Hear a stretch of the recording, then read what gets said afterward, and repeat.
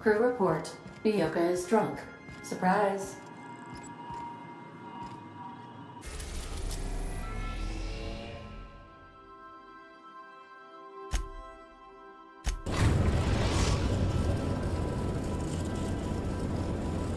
We've arrived at the groundbreaker.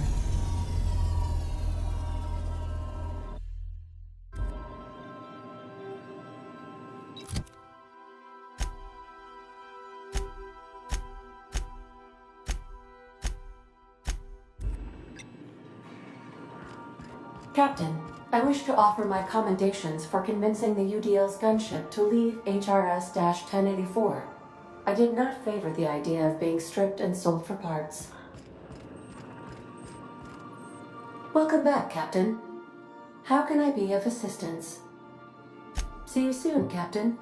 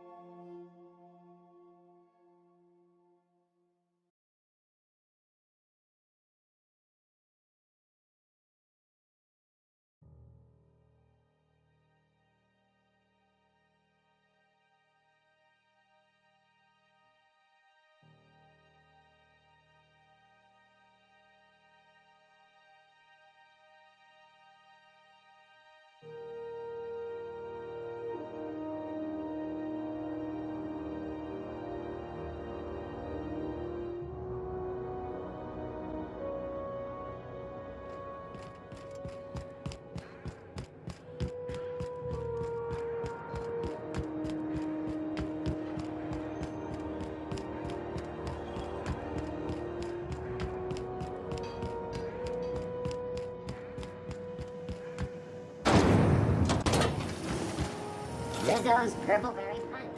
You want a punch? We've got your punch right here.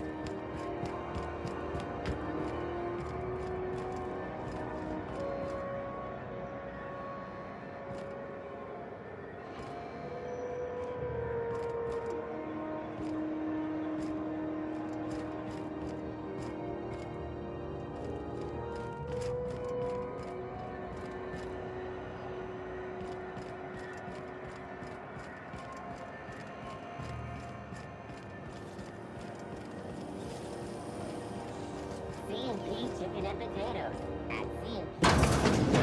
C&P.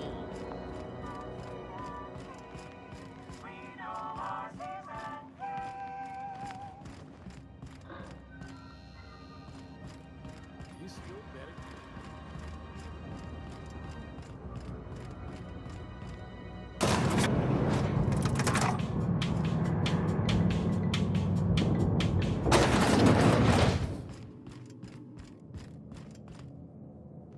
Finally, a base of our own.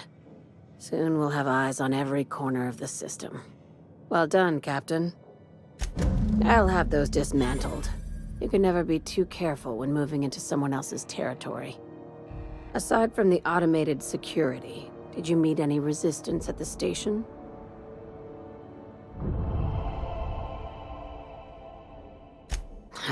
I knew it. They've been shadowing us since Monarch. Maybe even longer. I've been less than honest with you. Your assignments weren't strictly about the salvage business. You might have figured that out already. That's right. Up until now, I've kept you in the dark for your protection, and more importantly, mine. But I'd like to think we've earned each other's trust. After the Monarch job, I started connecting the dots. I didn't like the picture.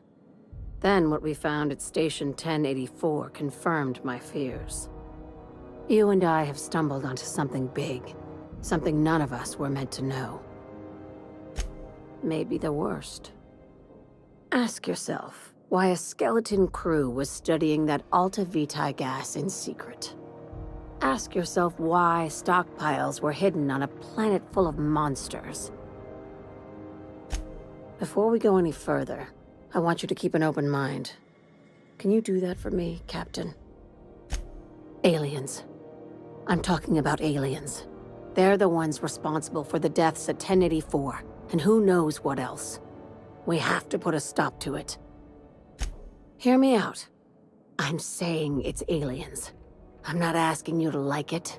I'm not even asking you to believe it. But I need to act on this threat to the colony, and I can't do it alone. Well, at least she doesn't expect us to believe it. This doesn't feel at all right, Captain. Your crew is skeptical. That's good. I don't want you walking into the unknown with blindfolds on. I assume you have questions? If we're gonna see this through, I'll need your trust and commitment. Now's the time for setting doubts aside. Conspiracy. One carried out with the help of human collaborators, assuming they haven't all been replaced. This is an invasion of our very cells. That damned gas is mixing our nucleon with halcyon biology to twist us, change us, make us more like those monsters on Monarch. No kidding. That's how they want it. When I lined up the evidence in my spreadsheet, there was only one possible conclusion looking back at me. This is my data talking, not my anxiety or lack of sleep. Sharing my findings took a calculated risk. If you were a spy, I doubt you'd even realize it. Only your cells would know. Probably nothing to worry about, as long as you don't start growing tentacles or slowing down time. Dr. Chartrand is the crooked psychopath behind the gas experiments. She sold out her species, and I need you to put a bullet through her skull. Straight to business, huh, Captain? This keycard will get you through the front door of her Byzantium estate. Don't ask how I got it. You might not like the answer. By now, the other side knows what you're doing. Don't trust anything Chartrand says. She's compromised down to the bone. Maybe even deeper than that.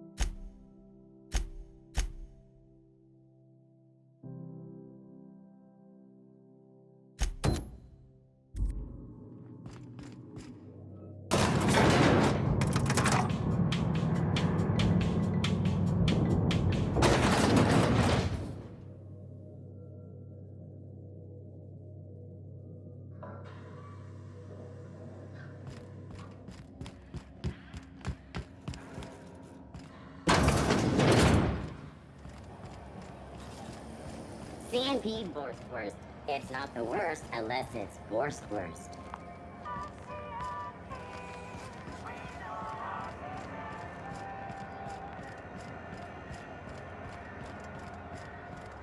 The news packet had the tossball scores from Dakonis. What about the rail gliding championships? I didn't think anyone would notice. Rizzo's Purple Berry Crunch. Triple Berry Wings. Berry flavored power nuggets. Now with 12% more crunch.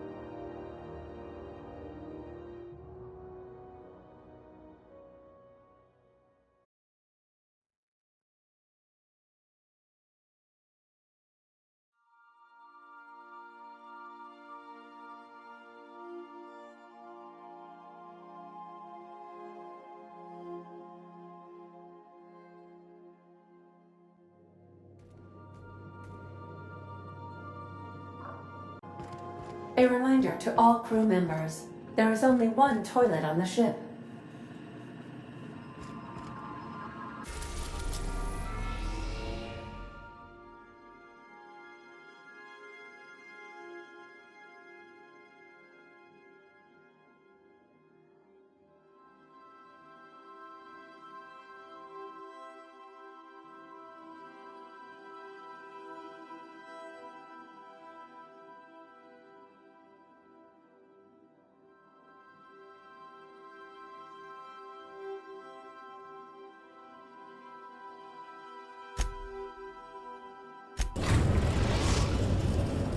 We have successfully arrived at Phineas's orbital lab, Captain, and we are still in one piece. Shall I congratulate myself, or would you like to do the honors? Welcome back, Captain. How can I be of assistance? Take care. I require a functioning captain to run the ship.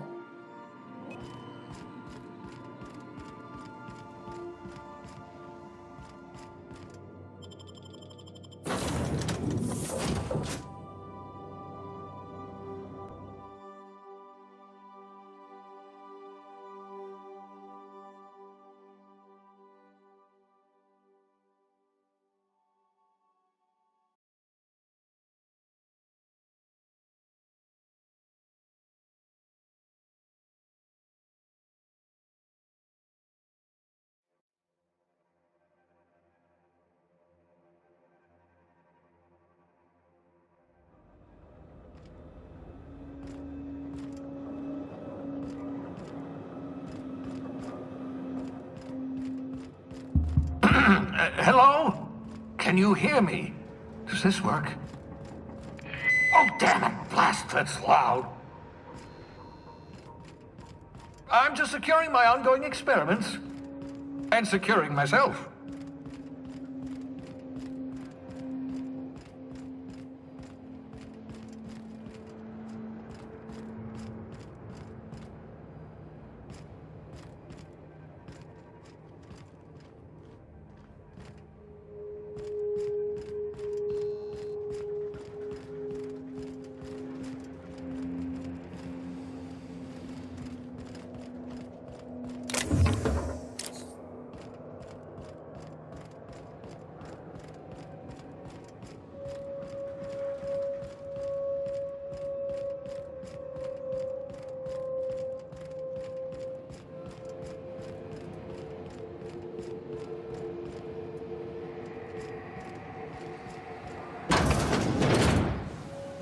Mind the mess. I haven't had a visitor since, in fact, I've never had a visitor.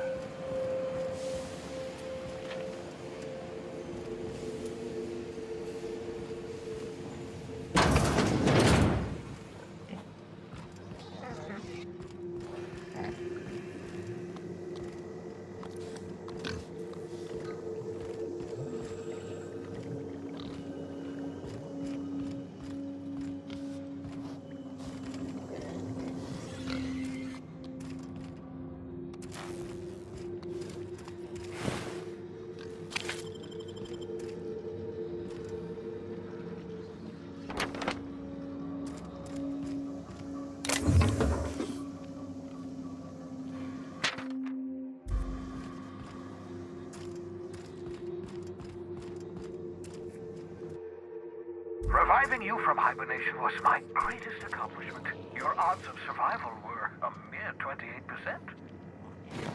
Ah.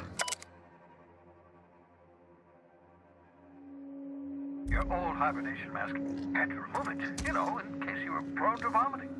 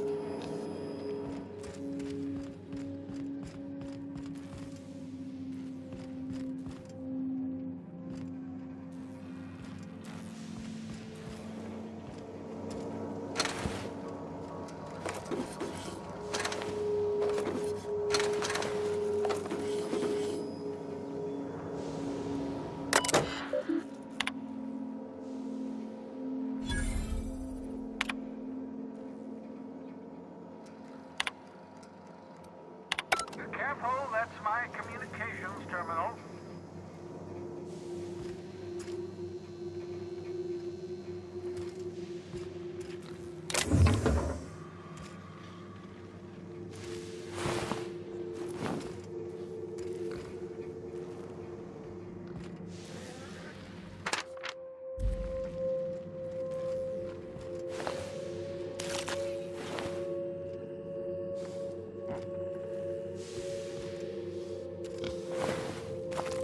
Pigs make excellent test subjects.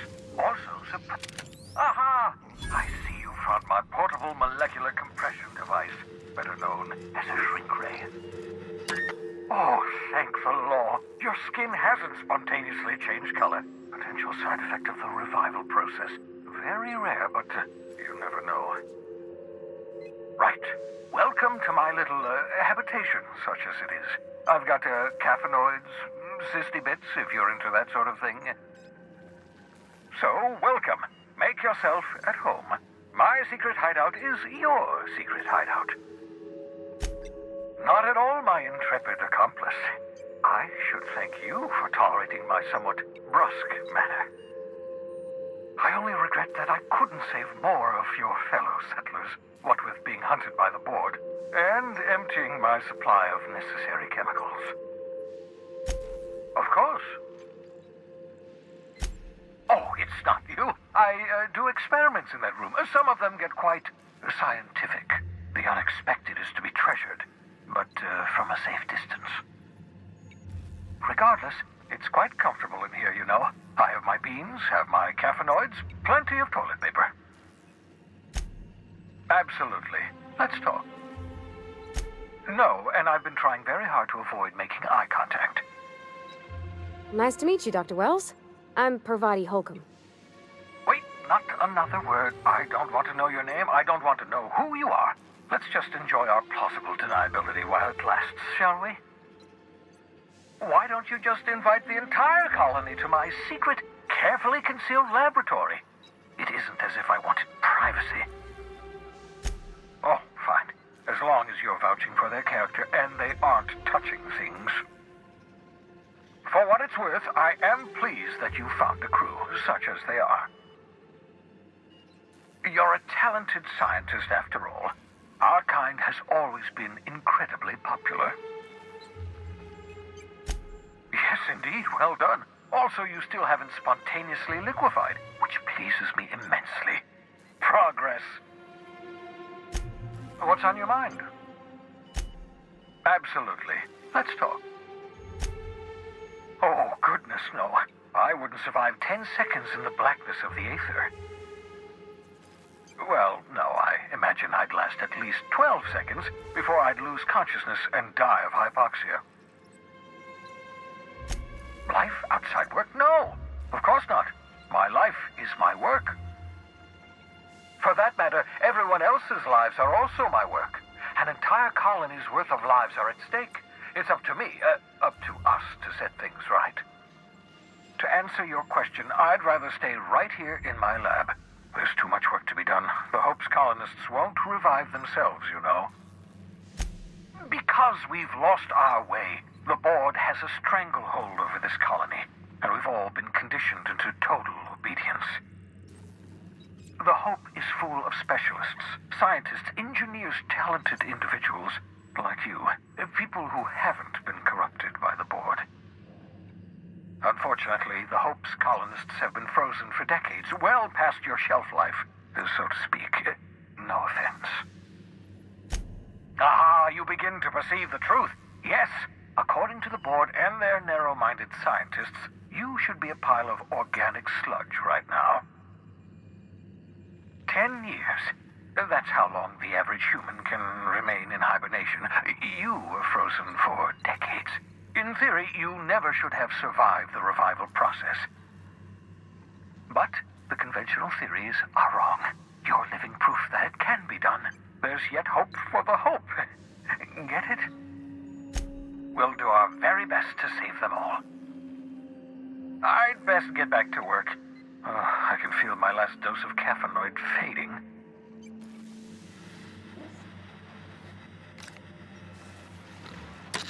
I I've heard those iconoclasts have a rather smashing opinion of you. Get it? Smashing? Iconoclasts? Oh, never mind. What's on your mind?